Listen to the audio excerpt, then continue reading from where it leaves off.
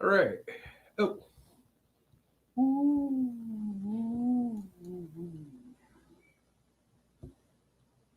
Wow, look at that. Look at that lofty.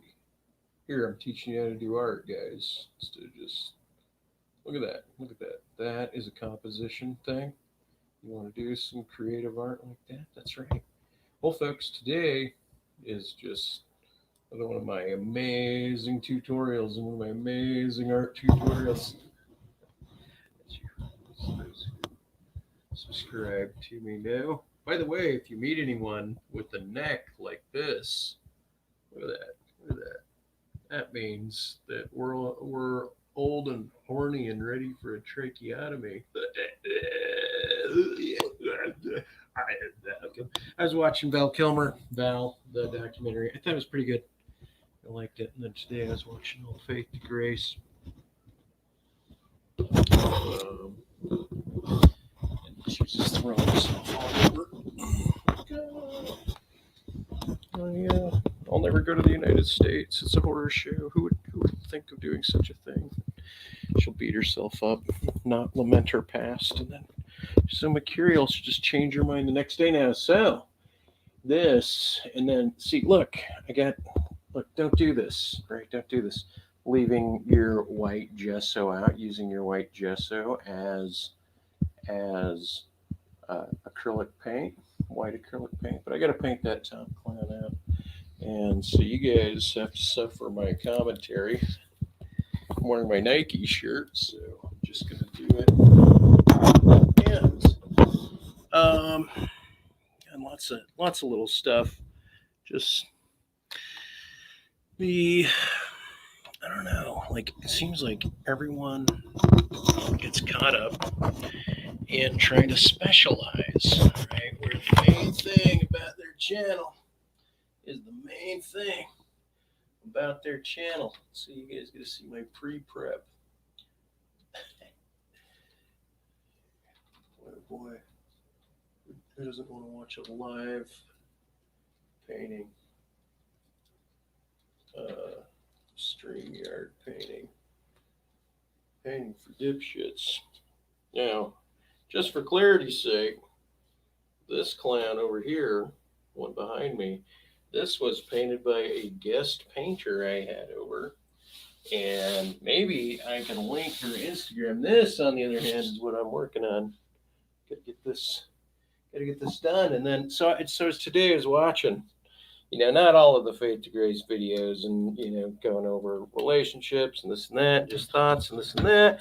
And then I thought, oh man, yeah, what does it mean to ramble in these capacities when you have a lot of pain and you want to express your pain, and then you have a lot of indignation and you want to express the weirdness of things, and then.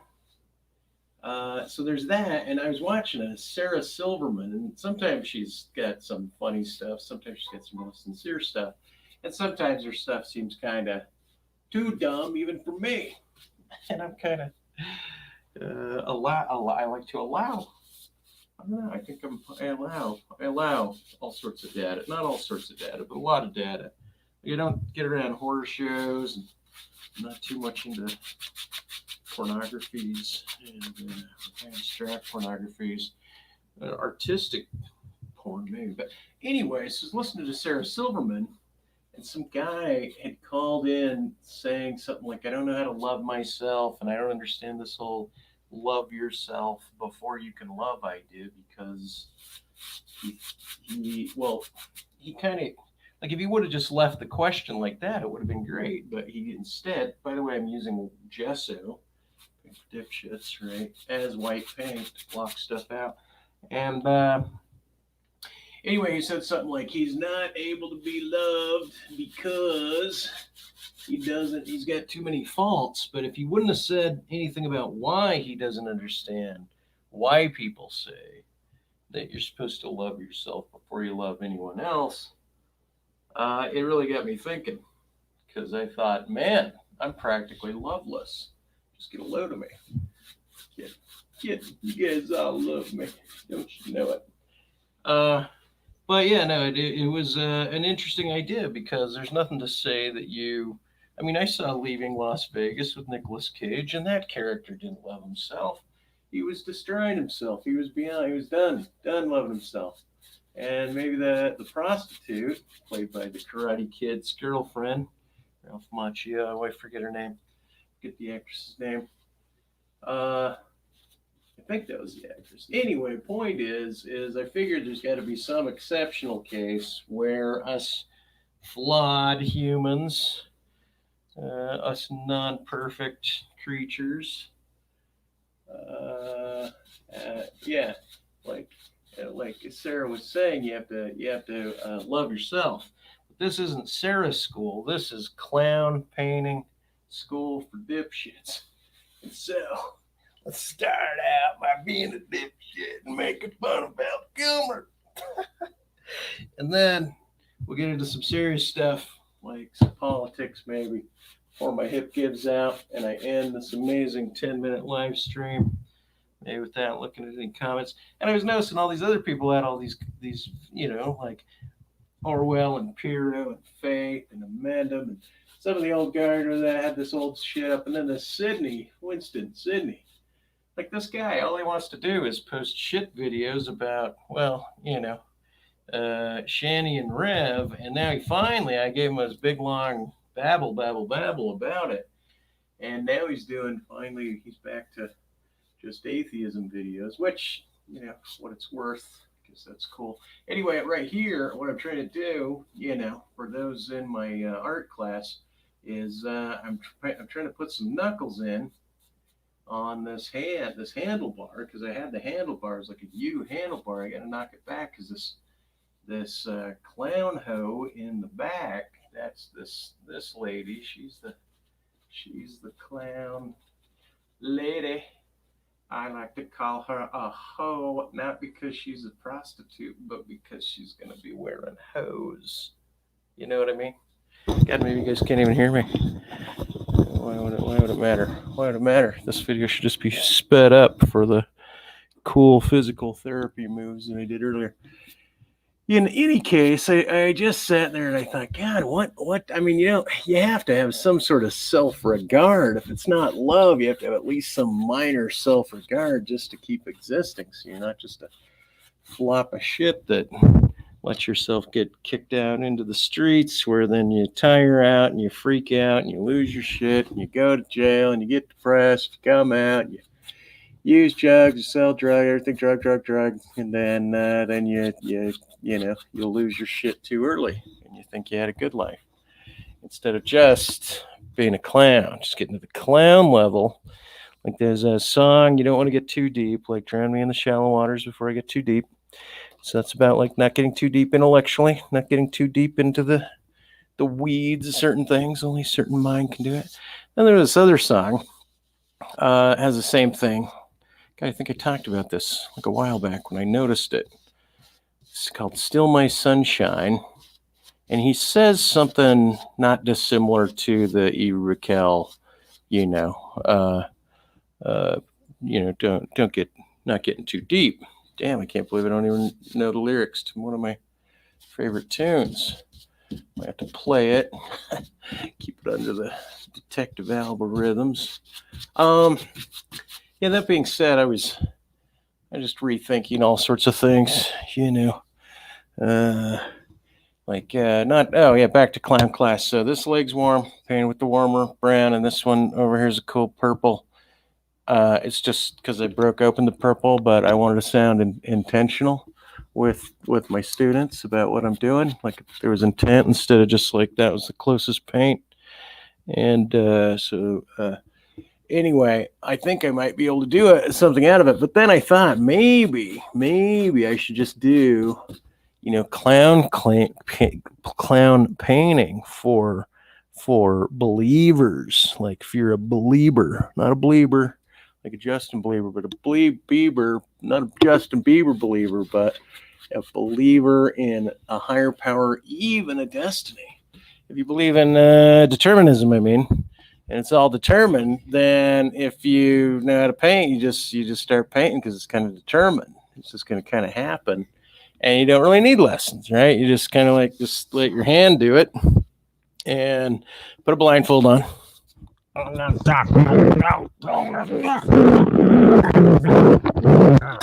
everyone calls me the Iceman. Just kidding. If Val Kilmer, if you see this video, I think you're just a fine fella for doing what you're doing. Even I think it's interesting that you got a life documentary out. I think it's a good idea for people to document other people. And I've been trying to document my folks more and my siblings a little bit more.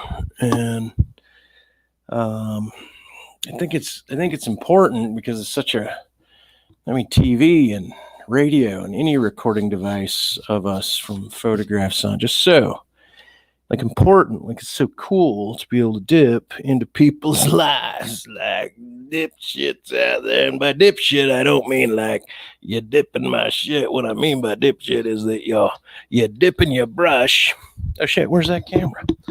You dip your shit. Dipping your shit. Let's see.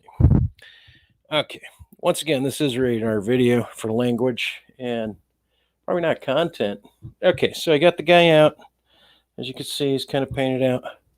And then I'm down here. I got to work on this bottom part of this motorbike. Even the idea, I'm just going to kind of keep throwing stuff together. And then I got rights to kind of refine her thing to make it my own, being as she was just over here to help add to this clown painting that, boy, oh boy, if I'm lucky, maybe I can get a canvas print of it put on a Nickelodeon show. We'll see.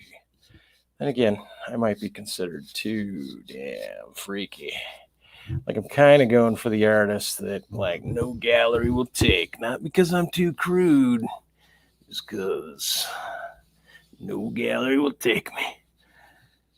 I'm not actually certain what reason it would be why a gallery wouldn't take me, other than I wouldn't be producing a consistent portfolio. So that is probably what it is. You know, like 25 pieces in the same style, and unfortunately, I can only give them 5. Something like that. Okay, anyway, back to serious stuff.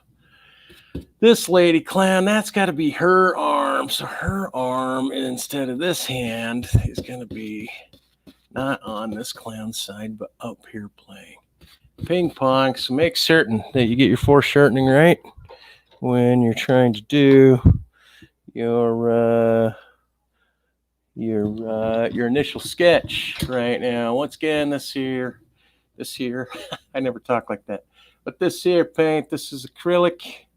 And the reason you like acrylics, according to this lady, I was watching this Milan Institute art thing. So I was like, God, what is it? This is pretty cool. It was like an Instagram ad that showed up, and it was like a 10-minute video. 10 minutes? Who the fuck's got time to watch 10 minutes of anything? So I watched it, though, and there's this young girl, like, I started my career as an artist when I was 12, and when I was 15, I was in galleries around the world. And it's Milan Art Institute, and it's really good. It's good color theory and whatnot. And then you find out that the girl that's saying that is the daughter of the mom, that the mom is like, it was an art school junkie, and she raised her daughter to paint, really pretty well. I mean, the stuff's pretty cool. It's multimedia, it's very experimental. They kind of work on marketing ideas, things like that. And I thought, God, that would be something. Like, it'd be interesting to see how they put together their art school, right? Because it's about, everything isn't about the kids, right? Only you natalists is about the kids. Only you baby shitter outers, only ones shitting out the baby, including the papas. But then again, I'm still not an antinatalist by human, maybe by default, and by, yep, that's gonna hurt that other person. But I, like a good, not quite Zionist, some sort of Zionist ideology, think that there is an idea with, genetics and consciousness recording and exploration and such, and just longevity treatments, that life can be sustained. Meaning that if you Google like doctors solving death, right? You don't let it add anything else. Make certain that you're asking like solving death or solving the problem of death is what I think I put. And then you'll actually see that there's companies that are working on not only just, staving off death in any sorts of, experimental scientific means. And they're a company that's doing that. They're actually working to keep people from dying, because I get nervous. I was like talking to my orthopedic doctors, and she said, I was like, hey, you guys haven't come up with some biological negentropic like save the whole planet and end dying, have you? And she responds with, well, we left our capes at home, and nope, we're only worried about that, and we want people to get that there vaccine. And I thought, oh, okay, well, that's neat. I said, well, I hear you there, was my response to that, because she wasn't outrightly inquiring. I think it's a law in my state that the doctors cannot inquire, even though the FDA finally approved Pfizer. Oh my God, because I was saying, man, sure be nice if the FDA approved Pfizer. Said I heard that they weren't approving the Moderno, not Monero, the money Monero. I heard, and I was going to talk about this janky free association that kind of keeps this idea of universal truth amongst differing categories, like always at a bay of infinite plurality of minds, or like an ongoing, maybe not an infinite, but apparently a seemingly infinite plurality of minds. A pool of minds is a pool of difference. And so the categories that human speech attempts to formalize seem as if, or even the idea of attempts to universalize, or the idea of having a formalized universalism is itself, I want to say it's practically impossible. You're just simply not going to get agreement. There's simply not. I want to say like a universal truth on the matter of universal truths. And so anyway, but that's another story. Where was I? See, I got to paint this clown lady's face in. And so anyway, it was good. Well, it was good watching this Milan video thing, because they were talking about the warm colors and the cool colors. And then I got to thinking, oh, boy, I've been painting forever, and I just, I got people telling me, hey, you got to start teach painting, because I was out in the park painting. And I'm like, well, anyone could throw an easel down behind me if they wanted to, and I guess I could advertise and try to go buy a bunch of easels and do this and that. But I was busy thinking, well, no, I should still work on finding a lady in my ripe old age to knock up and break my antinatalism, my default antinatalism. Bring another creature in the world that you got to train and get them to make goddamn money and feel like they're worthwhile on the planet. And then hope that they reproduce before, everything turns into heaven on earth. Who says there won't be a great reset, and that there'll just be like 25,000 people running around that are all optimized and live together on Elysium, and they just execute everyone else on the planet with an FDA approved. I'm kidding. I don't actually want to go that far with the thing, even though someone was saying there's blood coagulants in those vaccines. But this was my point about free associative thought, right? You want to paint, the part of the painting lesson for me, I mean, good abstraction, you got to have some sort of control, not just control, but I mean, at this stage, it's like, this one's so sketchy, I didn't even pre-sketch it. I'm just like, work it as I go along, because it leaves almost a nice background, undercoat. It's a different like a different possibility field than trying to sketch stuff out up close. And I also like there's only so many rules to art that I would want. Like if you want to be a human Xerox machine, that's great, right? And if you want to impress people with how well you can architect shade patterns and basic classicism, right? Realism, in other words. If you want to impress people with your realism, there's some classic techniques you got to learn. And one of the main things in art class is the difference between warm colors and cool colors, not just colors and not just dark and light colors and not just complementary colors, but the warms and the cools, and what it is that you see artists doing with warms and cools, because a lot of artists don't have a gauge on it. Right now I'm just painting with cool. This is purple because I'm still just trying to sketch something in and get it ready, because God, if I get this Nickelodeon job, it's like 7 weeks, maybe, I don't know, it's not even that big. But anyway, I finally got back my $4,000 for this Snow White painting that I sold, and then I bought a bus and with some of the money, and I spent some of the money, and now I finally got back that money. Because why? I'll tell you why. Because I fucking sold the fucking bus. That's right. After tearing it out, thinking I was going to make a nuclear atomic bomb shelter on wheels with all the camping and art fixins and love and adventure of travel, I wrapped it up, packed it up, because it was just too fucking encumbering. I ended up going on this trip painting capitals, going up to Montana and then over the panhandle of Idaho into this little town Kellogg, which was great. I was through Missoula in Montana before I went over there, and then I was over into Spokane, Washington, kind of edge there.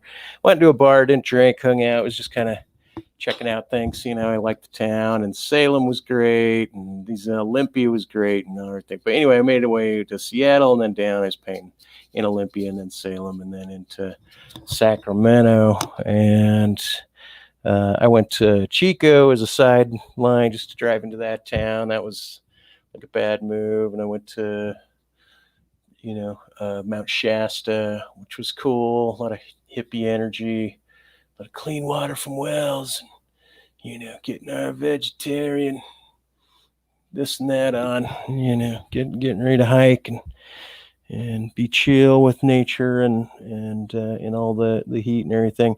And anyway, and then I came back. I made my way back, and anyway, the point, what I'm driving at, and the reason I sold this school bus, just in case you art bastards out there want to get a school bus, you might want to get a smaller one just so you can park it somewhere.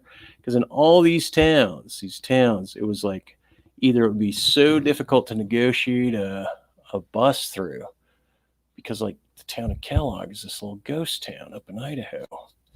And anyway, so see, and then I'm putting in a little whites. It's just I'm trying to sketch something out that's given some dimensionality, like try to get some notion of roughly where your mind wants nationality. And then really the goal for painting is you paint so goddamn much, and you look at so many things, and you copy other people's styles, and you make up your own styles until you kind of figure out some basics so that you can just make shit up out of your head via your memory. You work on your memory, and how I work on my memory is by keeping the cannabis flowing and the pickle juice, the beer, alcohol, pickle juice flowing. None of that juice today, because why? A, I haven't made it to the store yet. B, I'm not moving around enough to warrant it. Notice how I'm barely moving, keeping my weight on my left foot. Anyway, and that was the other reason I had to get rid of the bus, because I was like, when I got on these new pain pills, new pain patch and stuff, I just felt like invincible. Man, where was Amendum then when I needed humbling? Anyway, and then So there's no other topic there other than I was just thinking, how rare it is for me to fall and maintain a state of depression. And I figure I either get out of it because of drugs or because I'm attempting to negotiate or find how it is I get over things mentally, that I'm not lingering to anxiety. And I think a lot of it has to come through, suffering a lot of pain. And getting through something that was a physiological deficit. I think I was probably optimistic. I was definitely optimistic beforehand, but this gave me a different sort of struggle. And then it's kind of that, look on the brighter side of life sort of thing. But that's not really my meditation that gets me out of feeling shitty or depressed for long periods of time. But I was reanalyzing the foundations of what kind of held my jankily held together world so solidly, meaning the underpinnings. It's mostly relationships and people that and places that being undermined or by via dying or via some other drastic change going on in your context. And then there's build up dogmas and limitations that often come along with that I think I work around, and I think other people should work around their limitations. But one of the things that I was thinking, let's see if I can remember this, Mr. Long-term memory me, is like if you're lonely, it's a sign that you're not hanging out with people that you feel like you get along with. And so I think the goal is to go help someone first that and like really well, whoever you like. See if you can hang out or help them with something. Go offer. And if not, go hang out just with someone that and maybe you don't have to like them that much, but go help them. Just go help somebody, right? And then if no one's around to do that, go help a stranger. Find somebody that looks like they need an assist or some help. And in some capacity, offer them some help or an assist or some relief or something. And the act of doing that, presencing your position relative to the relationship with strangers and non-strangers, such that things become interactive, is good news. That's all good news. Look at this. Look at this shit. It's like a Fonzie clown. That's the thing. And even this, it's like, okay, even the rules of foreshortening, I'm kind of maintaining it. I'm not losing. I'm not going way off the rails on the concept of this. Although, I just fucking don't. Okay, painting for dipshits. Okay, dipshits, listen up. What you doing? One of the most critical parts of painting is the small stuff. And by the small stuff, I mean like these little lines. Little lines. You want to get rid of those little lines. If they're not lining up or they're not where you want, you got to get rid of them. That's right. It's buckle paint. Anyway, and so I was thinking about good old Ange up there in Canada, how I had gone up there. She was like lamenting because her guy that she took a liking for, he wasn't planning on going up there. He's too stressed. She always tried to get involved with either people she can't get involved with or with people that she knows damn good and well she's not gonna see, or they're not gonna see her. And then she toys with it for just like playing with a fucking mole on your body you don't want to tear off, so you're not gonna tear a mole out. You just play with it like you pick at it or something. It's just like, what is she doing? Like forming these relationships with people not near her in the States, hating the States, not wanting to come visit in the States, not wanting to travel or move or do anything. By the way, if anyone reads this and is in Vegas, gets this, I will be down in Vegas faking my age, acting like I'm younger down there. I was telling this younger guy I was talking about, well, when you're older, your face, you guys still there, still watching? When you're older, your head, shit, I gotta get that camera closer. Your head, let's move this, gets it gets like a couple centimeters fatter. You know, you get a wider head in general, and I call it getting your pig head. And maybe not everyone has it, like Piro, and maybe the men and they have a thinner head, but I think they probably have thicker heads than others. But then I kind of had a blockhead normally. That's why people call me a blockhead. Hey, blockhead. Hey, dipshit. Hey, moron. Hey, asshole. They fell. No, I didn't get too abused, except for by the people that I most enjoyed hanging out with, and that wasn't even to be masochistic. That's because we played a game called Who's the Dummy, and three of us. Yeah, Dad, you play only in threes, right? And then you go around and you point out something dumb about each person, and then you ask the three of you, at least the three of you, who's the dummy or who's the dummy now, and knowing damn good and well who the dummy is then, because you just made a big to-do out of pointing out why they were dumb. And yeah, that's good times. It's good game.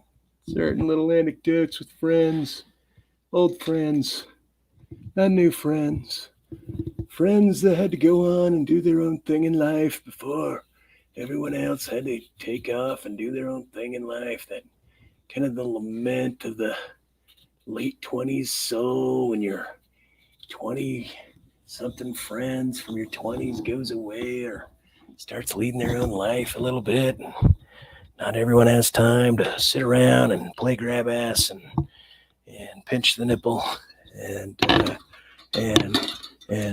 man, do you think I could get your mom to bend over and pick that apple up again? Sort of game. Making all that up. All right. Okay, so art for dipshits, art training for dipshits. I hope my one viewer finds this as educational, and that you're gonna feel good about it, about what you learned today as far as your art techniques. Really, though, I think there's got to be a shit gob of randomness that comes along. And I think part of painting, at least as a guy, and I think for a lot of women too, and it has to do with you build tension, right? Even in your head, you talk fucking raw, just talk shit. That might be another reason why I don't have a lot of anxieties, because I'm an extrovert talking shit, and I like to talk shit. And then I want to sound, Get Smart, because that old TV show Get Smart. So that means get yourself an edumacation through your own dozen. That doesn't mean, we'll see, they're not your pedagogical where you're being taught, done autodidactic. You autodidact yourself, autodidact your shit, yo. Meaning there's enough information online. I'm really pissed off that artists were selling the priestly class works, right? Maybe I should just, sign up for online medical school and see, without paying for it, and then just go through the courses, right? In case somebody starts choking and you feel like you need to be a medical doctor to get that hunk of hot dog out of their throat that they were deep throating. And do it, professionally. And then maybe you could also add some sort of like chemical from the salad bar into their system, such as, that you'd heal them and that they wouldn't die. Anyway, but I mentioned a lot of this, this like jankily held together formalism.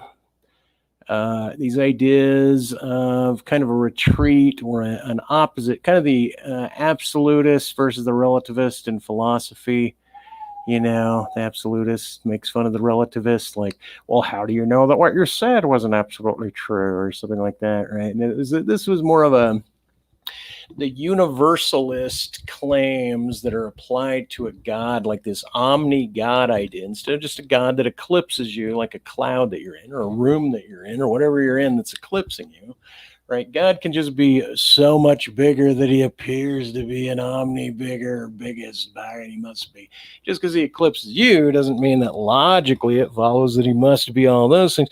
And the point was, and then I thought, well, I was reading, I love the Steiner guy, even though he's got his theories of translation. He's written in, I think the book's 83, and it's excellent on translation. It's called After Babel, and anyway, he's talking about translation, but he also talks about philosophy and because it seems so important to translation. And anyway, he was pointing out the idea of what I had mentioned earlier, the idea that certain things are non-translatable, and that their internal pegs, not so much a private language, but pegs to one's private engagement with their body to language, whether it's coded or not. Apparently the referent is in fact a phenomena that the individual experiences that, minus maybe like a Neuralink sort of bonding moment of shared subjective phenomena, but beyond some sort of agreement of like an objectifying what was previously held as an inaccessible subjective phenomena of the experience of an individual, until that technology comes along, it'd be kind of difficult to speak on this, but where language pegs publicly, like just the word pain itself is a publicly distributed idea for negative neuronal firings in the carcass or in the body, and so in any case, keep that along, folks. These clowns, boy, your training involves all sorts of things. But anyway, so the thing is about what was I going to go on about? Oh yeah, that which is contra to the idea of a universalistic claim of psychological particulates, right? Like the idea that we're going to universalize words such as pain, such that we can all use it, but the idea of actually testing, actually verifying that what it is you're referencing.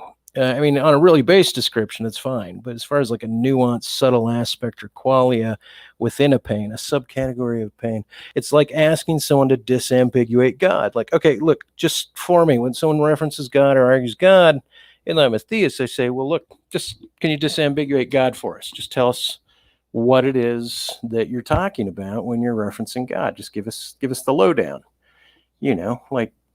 Make it tight and sweet. I don't want necessarily a paraphrasing of what you're referencing, but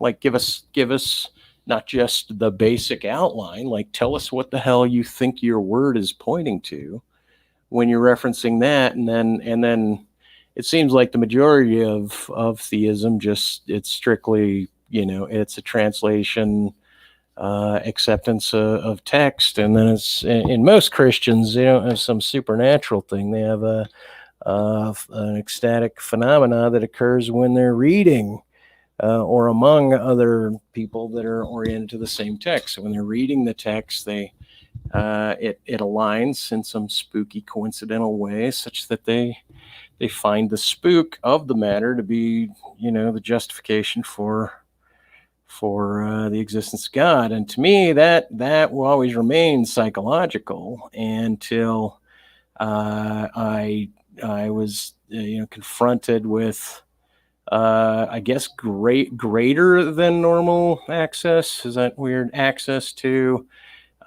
seeing stuff that's out of this world, and being kind of like feeling like privy to it. Like, wow, because why don't I get that? And I'm not certain.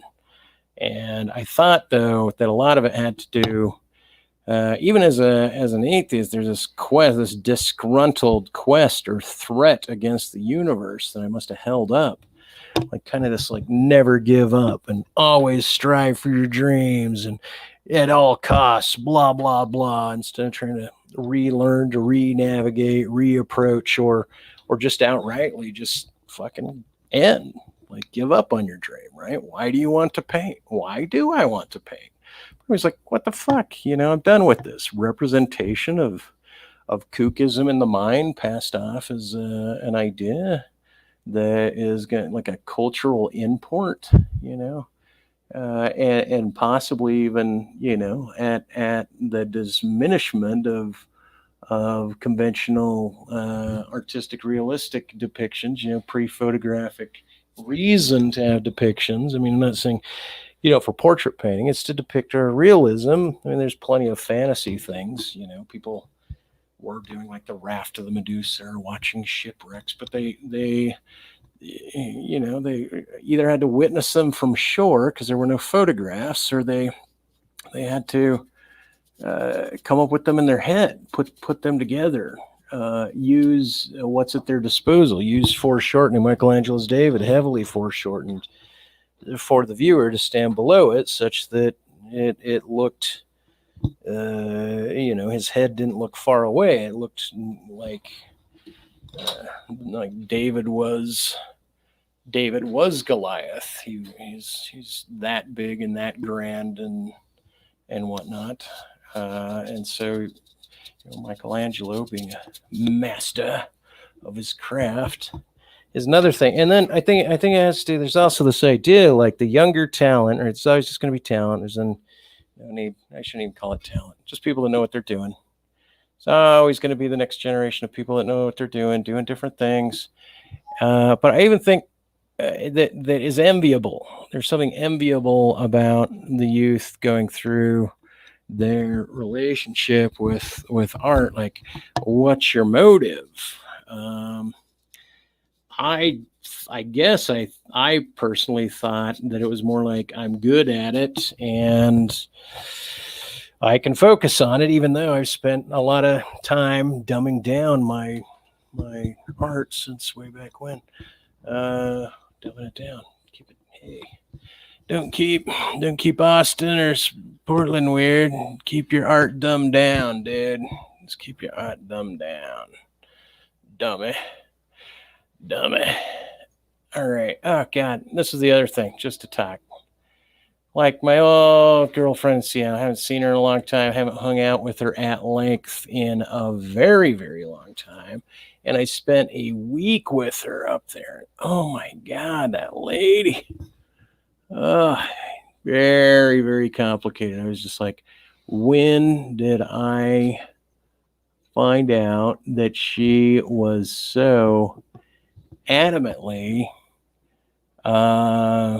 against men in general, processes of men, things about men, and yet she didn't have her arguments well laid out. I was arguing her arguments for her on behalf of her, disagreeing with the motivation as to why she was having that. But in any case, just her life, the way it's developed, it was so like she doesn't have any parents. Her mom died, her only sibling killed himself several years ago. She's on her own, had a daughter, and she has a guy that's, helping raise the daughter and the quote unquote dad.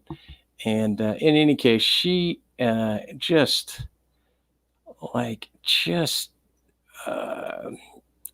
don't know quite how to put it. Like some people just know, like they're part of the Ravenclaw group, I guess, in Hogwarts, and that they just got to sink their fucking teeth. They're like a cat. When a cat's rustling and it fucking gets up and it starts digging at you with its bottom feet. It's like that. It's like, that's how this lady's communication style was. It was practically murder. It probably just felt like murder.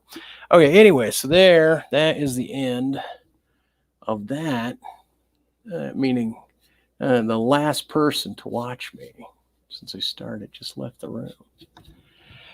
Okay, so what was I going to do today? Oh yeah, painting tutorial for dipshits and clowns. Oh, where's my clown nose? I didn't even bring out my clown. You're pathetic.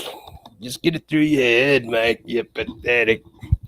All you can do is the best you can. Shit. So it was just funny because painting out and selling your stuff in the street for a despot, semi not well educated, or several people are well educated. The idea of beating some, a consummate artist that sells slovenly talking bullshit in the park, is like there's a pleasure in meeting people that find that so abstract, and they find you novel and appealing because you have the gumption to do such a thing. Boy, those are the fun people to be around. And then it's really fun to have a body of work. A lot of people appreciate work, but if they're not appreciating it enough to pull out their wallets and pay for a piece of it, then they got other things they got to put their money towards. That's all it comes down to. They don't value it the same, or you got to drop your prices or something. So, painting art school, just keep this in mind for all you art bastards out there, is that your goal is to put on a transparent layer over your art career, right, as a protective measure to keep anyone from ever buying your shit. Kidding. And then you tear off that protective layer and you allow tons of people that want your stuff to buy your stuff, and hopefully you're selling in enough locations that you can get an idea of what your best work is in different markets and what the best market is. And so that's reasonable advice, right? This whole thing wasn't entirely worthless. Painting clowns for clowns. Shit, and all I'm using is like 2 colors. Like, yeah, those are very clown colors. Emo clown painter, man. Just black and purple. Anyway, so even this, it's like, look, obviously the gravity's off, right? Especially on this one. There's no way that tire's going that way. Anyway, it's almost time already for me to turn this thing off and stop painting, mostly because the pain levels are going to start kicking in, because my hip is almost entirely blown out. And one day I'll be painting in a chair again, possibly in the nursing home. And all of you guys will show up, and you'll be much, much younger because you'll have made it to heaven in Elysian. And they'll have let you live forever like Christ wanted Matt Damon to. But, he just wanted Matt Damon to give eternal life and health to all the people on the planet, because everyone knows that Elon Musk, Jeff Bezos, NASA, and the Chinese are keeping eternal life from all of us while they're busy injecting child blood into their own veins so that they can live like vampires forever. The elite. What are we going to do about the elite? The elite. They know so much. They've got this planned out. Bullshit, Eric. Bullshit. Some of it's got to be wing-a-ding. Some patterns can be represented. I mean, maybe there is a whole like takeover of knowledge sets, and the library at Alexandria was burned down after someone stole all the best insightful scrolls from it and learned how to dominate humanity long-term through multi-generations, such that everyone lives forever. And isn't that the goal of art? To just paint like that feeling. So many people just want that feeling of understood. I feel like a tiger. I feel like a clown. I feel like Val Kilmer.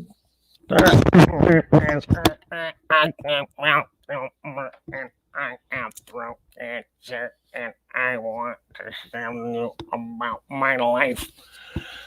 Anyway, his documentary, I have to admit, it was well done. He's got a lot of backing, and it got on Netflix. But I was thinking about, like, why is it that George W., and Jim Carrey, and Val Kilmer, why is it that there's all these like people trying to pick up painting, or picking up abstract painting, so late in life? Like, what is it? And I know what the answer is because thou art in heaven. I don't know why, but art seems to be like a faithful trust that you're having with your production, even if you're precariously slip slopping, like spray painting on it or doing some jag-off thing. Like, here's a jag-off thing. Maybe not. It's not even coming out. Shit, just when I thought I was going to have a good show, it turned into whatever this is. Oh, yeah. So anyway, point is, keep your head up. If you're a guy, keep your ding-ling functional. And if you're a lady, keep the Kegel carrots in your own drawer in the bathroom. And if you're Sarah Silverman, consider dating me. I love you.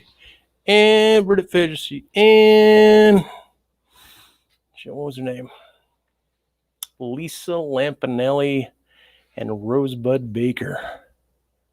And apparently there's just some other really, really funny, clever women that it'd be great to be around. Boy, beyond that, love shows. Oh yeah, stalker. I guess that's how I can end this little conversation about stalkers. Right, in the art world, you develop some people that are so overly impressed by your being that what they like to do is they like to be your friend, which is cool and all, but B, some of them become stalkerish and ownery and obsessed, and it drives you goddamn crazy to realize that you got some lunatic lady chasing you in the background, always telling you she loves you. And you know you can't be with that lady because she's a goddamn lunatic.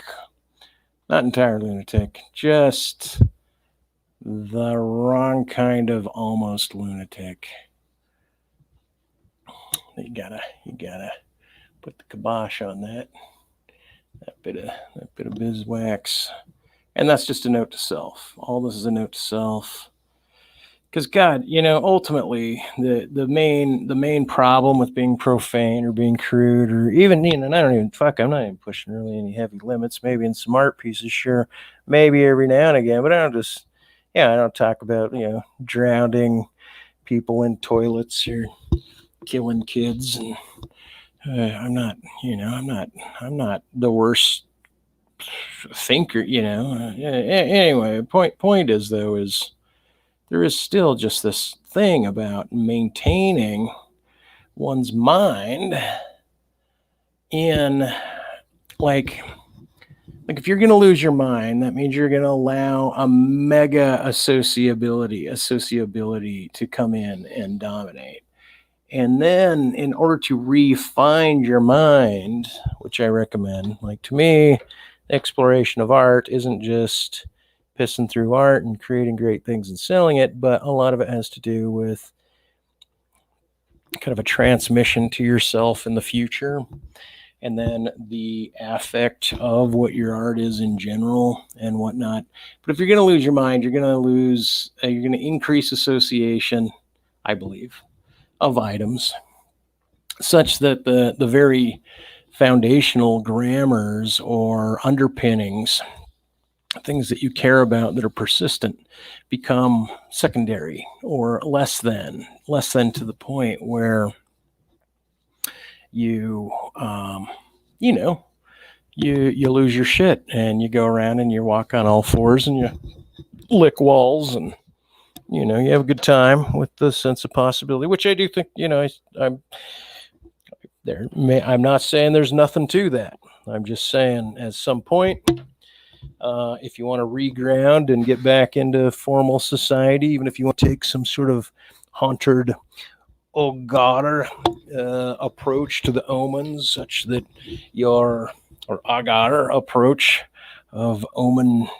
sensing and predict that you must run and flee and protect oneself instead of, engage and learn and integrate and keep the cities alive and work together within cities of strangers. If strangers in cities can still help one another during civic crises, then you're in a good ass community. If you're out in the middle of nowhere and you're self-sustaining, fine.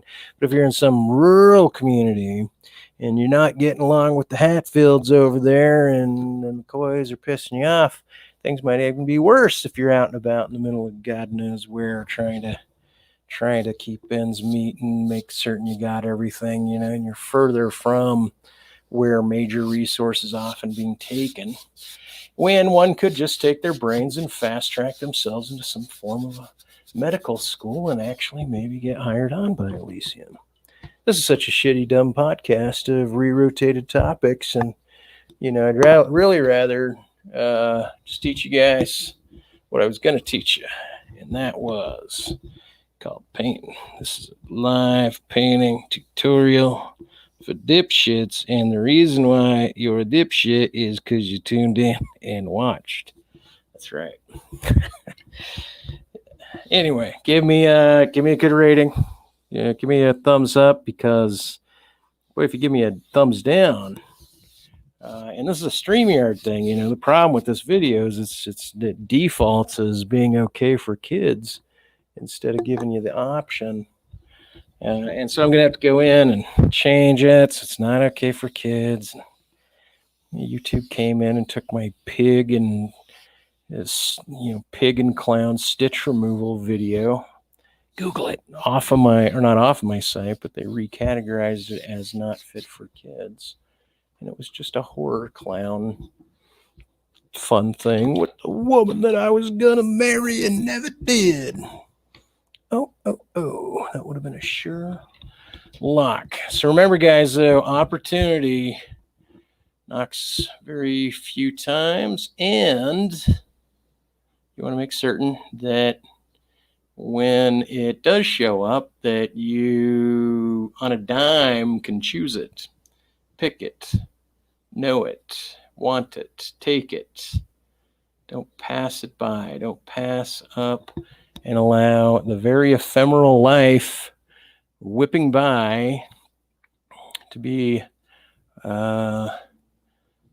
squandered in lacks of courage and lacks of self-care and in a sense of overly overt, introverted, self-echoing depression.